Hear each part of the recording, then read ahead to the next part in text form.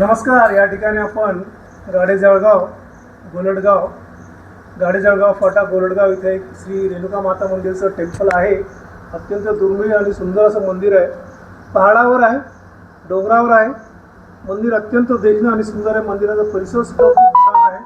आजूबाजूला निसर्ग खूप चांगला आहे. नेमकं आषाढी एकादशी आज संपूर्ण परिसर हिरवाईने नटलेला आहे. सुंदर असा देखावा आहे आणि तुम्ही अवश्य एकदा इथे याल, भेट द्याल आणि ज्यावेळेस भेट द्याल तेव्हा तुमच्या मनामध्ये निश्चित असा भाव निर्माण होईल की आपण परत परत यावं आणि देवीचं दर्शन घ्यावं, इथला परिसर बघावा.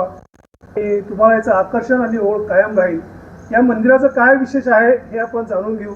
आपल्याला माहिती आहे रेणुका माता म्हणजे साक्षात माती रेणुका माता जी आहे तिचं जनरली तांदळा रूप सगळीकडे आहे, परंतु या ठिकाणी एक थोडं वेगळं आणि दुर्मिळ असं रूप आपण रेणुका मातेचं या ठिकाणी बघायला मिळतं. तर त्याबद्दल आपण थोडीशी माहिती जाणून घ्यायचा प्रयत्न करू गुरुजींकडून. जय जगदंब. बोला गुरुजी. जय जगदंब.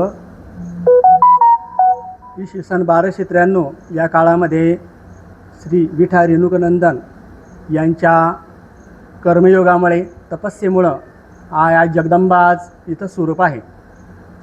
तर सांगायचं म्हटलं तर 1293 जे विठा रेणुकानंदन आहे त्यांचं मूळ गाव जे आहे तालुका जिल्हा अहिल्यानगर. तर या ठिकाणी त्यांचं मूळ वास्तव्य बडवे कुटुंबामध्ये त्यांचं राहतं ठिकाण आहे. आणि ते जे आहे गोरडगावला मामाचं गाव असल्या कारणानं तर तिथून माहूरला जाण्यासाठी त्यांचा परिवार दर्शनासाठी गेला असता मग त्यांनी इथं बघितलं की बाळाला या ठिकाणी कसं नेणार इतक्या दूरवर. त्यावेळेस गाडीची काही व्यवस्था नव्हती. मग अशा व्यवस्थे कारणानं त्या मामांनी म्हणजे वडिलांनी मामाकडेच त्या विठा रेणुकानंदन यांना ठेवलं. आणि विठा रेणुकानंदन या ठिकाणी त्यांनी खूप मोठं तपश्चर्या आणि खूप मोठा कर्मयोग केला. आई जगदंबेची उपासना केली. 12 वर्ष सतत देवीची पूजा करत असताना देवीनं अनेक काही परीक्षा घेतल्या आणि अनेक परीक्षेतून ते पास होत गेले. आणि पास होत असताना त्यांची एक इच्छा होती की आई जगदंबेच्या समवेत मी असावं. ज्यावेळेस देवीची पूजा होईल त्यावेळेस माझी व्हायला पाहिजे आणि माझी होत असताना देवीची व्हायला पाहिजे. म्हणजे बाळ स्वरूप अशी जगदंबा ही असावी. आणि स्मित हास्य असं महाराष्ट्रामध्ये कुलदैवत आपल्याला फार क्वचित पाहायला मिळेल की जी महाकाली, महालक्ष्मी, महासरस्वतीचं स्वरूप या ठिकाणी आपल्याला पाहायला मिळेल. माहूरचं उपपीठ असं गणलं जातं. आणि ज्यावेळेस ती उपासना तपश्चर्या केली विठा रेणुकानंदन यांनी तर आई भगवतीनं खूप काही परीक्षा घेतल्या आणि परीक्षेमध्ये ते पास होत गेले. परंतु एक काळी ते गाडीमध्ये येत असताना पाठीमागं वळून बघू नको असं देवीचा पूर्वसंकेत त्यांना सांगितला. आणि ज्यावेळेस त्यांनी एकलहरा माताजवळ आले आणि तिथं पाठीमागून बघितलं तर बघितलेलं असताना तिथं देवी अंतर्धान पावली. तर ती रेणुका माता मग संत पुरुषाच्या संत ज्ञानेश्वर महाराजांच्या स्वप्नामध्ये पांडुरंगाच्या रूपामध्ये आई जगदंबा गेली आणि त्यांनी सांगितलं की सत्पुरुषाच्या हाताने या ठिकाणी सहस्रचंडी यज्ञ व्हायला पाहिजे तरच मी पुढे येईल. मग संत ज्ञानेश्वर महाराज या ठिकाणी येऊन आई एक जे देवमुनीश्वर तीर्थ आहे त्या ठिकाणी त्यांनी मुक्काम केला. म्हणून त्यांचं नाव देव. 7 अनुयायी होते आणि 7 अनुयायी सोबत असताना यांनी गोलडगावची देवी म्हणून ही आहे जळगाव शिवारात प्राप्त झालेलं आहे. आणि मग इथे येऊन आई जगदंबेकडून वेढा उचलला आणि वेढा उचलून ते एकलहरा माताकडे गेले आणि एकलहरा माताकडं सहस्रचंडी यज्ञ केला. आणि खूप मोठा सहस्रचंडी यज्ञ होता. त्याचे मुख्य जे आचार्य होते ते होते हलमस्त. आणि हलमस्त हे असल्या कारणानं त्यांच्या समवेत तो खूप मोठा यज्ञ झाला. आणि यज्ञातून इतकं भव्य आणि दिव्य यज्ञ होता की त्या यज्ञातून एक देवी निर्माण झाली.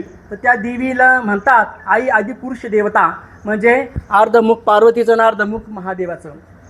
आणि हे होत असताना मग ती जी मूर्ती होती ती विठा रेणुकानंदनच्या ज्ञानेश्वर महाराजांनी हाती सोपवली आणि सांगितलं का बाळा ही घेऊन जा आणि हिची तू प्राणप्रतिष्ठा कर गोरडगावला या ठिकाणी. मग गोसावी परिवार यांच्या समवेत यांच्या सानिध्यामध्ये ती प्राणप्रतिष्ठा करण्यात आली. आणि मी जगदंबेनं सांगितलं की मी 7 पिढ्या कुमारिकेच्या रूपात तुमच्या घरामध्ये राहीन आणि जे कोणी मुलांसाठी मुलींसाठी ज्यांना हवे असेल, ज्यांना मुलाची अपेक्षा असेल, मुलीची अपेक्षा असेल, तर आई जगदंबेकडे त्याचं स्वरूप प्राप्त होतं. आणि फार मोठी पुरातन 700 वर्षापूर्वीची ही जगदंबा आहे, फार इतिहासकालीन आहे. म्हणून सर्वांनी आपण एक वेळेला या जगदंबेच्या चरणी अवश्य भेट द्यावी आणि आई जगदंबेकडून आशीर्वाद घ्यावा. आणि प्रार्थना अशी असेल की जगदंबा, तू मातृस्वरूप सर्वांची आहे आणि सर्वांची तू जननी आहेस, म्हणून सर्वांना तुझ्याकडे येण्याची बुद्धी दे आणि सर्वांचं तू कल्याण कर. सर्वांना तू या ठिकाणी कृपा आशीर्वाद, आई तुझाच आशीर्वाद राहू दे. जय जगदंब. जय जगदंब. या ठिकाणी महाराजांनी अत्यंत सुंदर शब्दामध्ये रेणुका मातेचं वर्णन केलेलं आहे की कसा त्याचा इतिहास आहे, काय त्याची ओळख आहे, सर्व गोष्टी अत्यंत सुंदर शब्दामध्ये सांगितलेल्या आहे.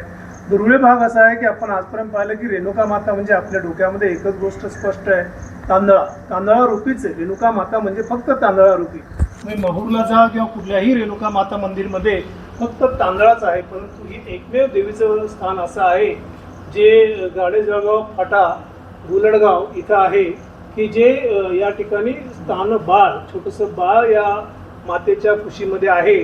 आणि हे अत्यंत दुर्मिळ आणि दुर्लभ असं मंदिर आहे. तर तुम्ही निश्चित एकदा या आणि रेणुका मातेचं या ठिकाणी आशीर्वाद आणि प्रेम मिळवा.